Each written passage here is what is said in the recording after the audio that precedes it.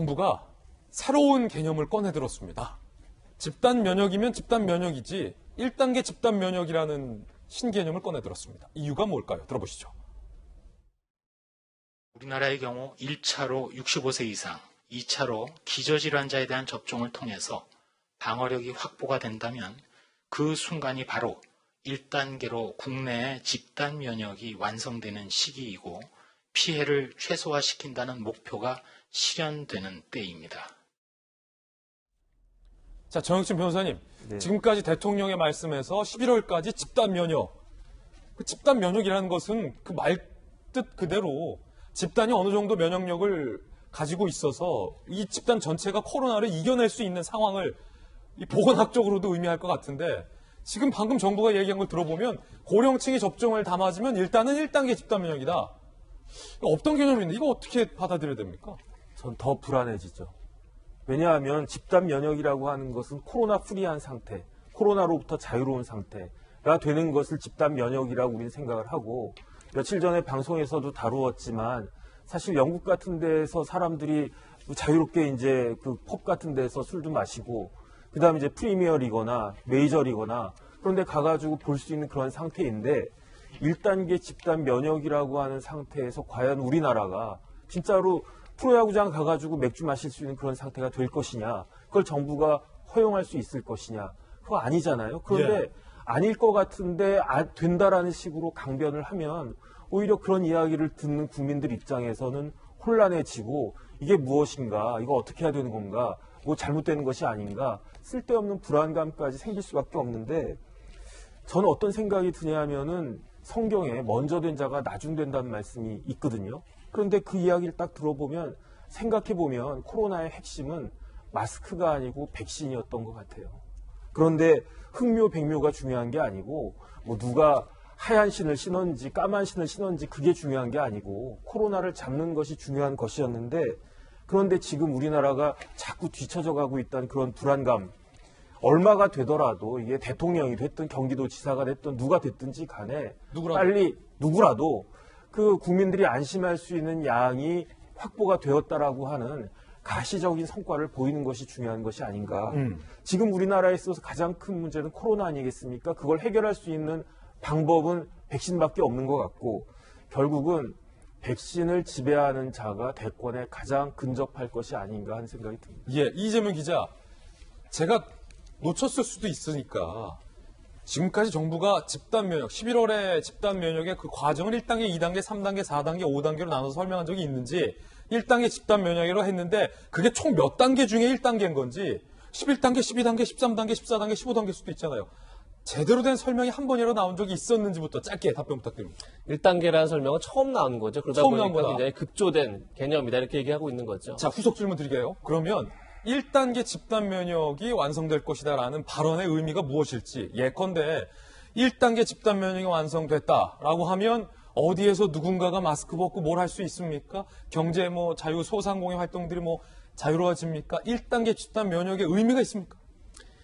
결국은 11월 달까지 전 국민 집단 면역을 발표했죠. 그걸 분명히 정부가 목표로 삼았습니다. 그런데 조금 전에 들으셨지만 그러려면 상반기 중에 1,200만 명이 맞았어야 합니다. 물론 아직 상반기가 2달 반 정도 남았지만 근데 지금까지 130만 명 안팎이 맞았습니다. 그렇게 되면 10% 그 목표치 10% 정도를 지금 맞은 겁니다.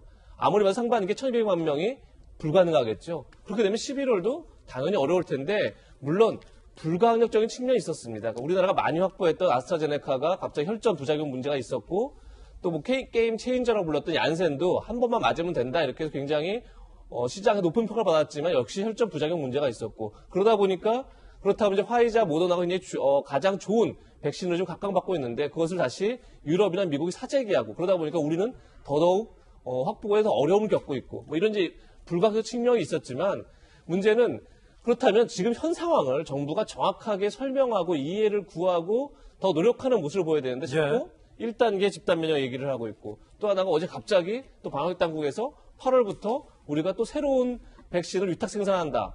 근데 위탁 생산한다고 해서 그게 우리나라 물량으로 간다는 보장도 없는 거죠. 그러니까 그런 설익은 발표를 하는 게 자꾸 뭔가 목표를 달성하지 못하니까 설익은 발표를 자꾸 희망을 주려고 하는 것 같은데 이게 잘못하면 오히려 희망 고문이 되는 거죠. 어허. 그런 점에서 뭔가 이 정부가 책임 있는 발표, 책임 있는 목표에 대한 설명이 지금 필요한 시점이지 네. 자꾸 희망을 주는 건 별 의미가 없다. 오히려 더 나중에 더 큰 역풍을 맞을 수 있다는 생각이 듭니다. 물론 이제 정부 입장에서는 이렇게 해명할 수도 있을 것 같아요. 집단 면역으로 가는 과정 가운데 어떤 첫 단계를 의미한다라는 해명일 수 있겠으나 그게 몇 단계까지인지는 말씀을 해주셔야 저희가 알아들을 것 같은데 갑자기 1단계 집단 면역이 등장을 해서 많은 조간신문들이 비판적으로 보고 있는 것은 사실입니다.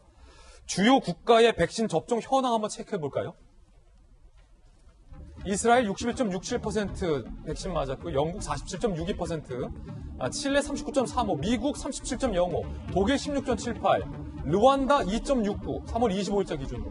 한국은 2.51%에 불과하다. 아워 월드 인 데이터의 자료에 따르면 15일 현지 시간 기준으로 각국의 접종률이 이렇게 차이가 나는데 우리나라는 애석하게도 안타깝게도 많은 동남아 국가들보다도 접종률이 뒤처지고요. 아프리카 국가보다도 접종률이 뒤처지는 국가가 있습니다. 그리고 인도보다도 접종률이 뒤처지고요. 현재 중국 쪽은 데이터가 정확히 나오지 않은 상황입니다. 분명한 건 대한민국의 백신 접종률이 전 세계에서 매우 뒤처지는 수준이다라는 것은 분명한 팩트입니다. 이 가운데 미국에서 백신 접종과 관련돼서 정말로 우리나라와 비교했을 때 웃지 못할 상황이 발생했습니다. 함께 보시죠. 미국의 대부분 주가 국적, 체류 자격 관계없이 예약만 하면 백신 접종이 가능하다라는 오늘 동아일보 보도가 나왔습니다. 파이자와 모더나 백신 6억 회분을 확보했기 때문에 접종 대상 인구 2억 6천만 명을 접종하고도 남는 파이자가 모더나가 미국에서 남아 돈다는 얘기입니다. 국적에 상관없이 체류 자격에 상관없이 맞을 수 있다. 그렇기 때문에 미국 뉴욕 주재원 A씨가 미국은 고령자 대부분 접종 마친 상황, 부모님을 미국으로 초청해 백신 맞게 할까 싶은 생각이다. 또 다른 주재원은 친구들에게 백신 맞으러 미국 오라라고 말한 적이 있는데 어려운이 아닌 것 같다 라고 얘기하고 있는 상황입니다. 교민은 교회나 요양원 같은 곳에서도 남는 물량을 종종 풀기 때문에 아름아름 소개받으면 예약 안 하고도 접종받을 수 있다 라고 밝힌 상황입니다. 더욱더 뼈아픈 현 정부로서는 상황이 아닐까 싶습니다.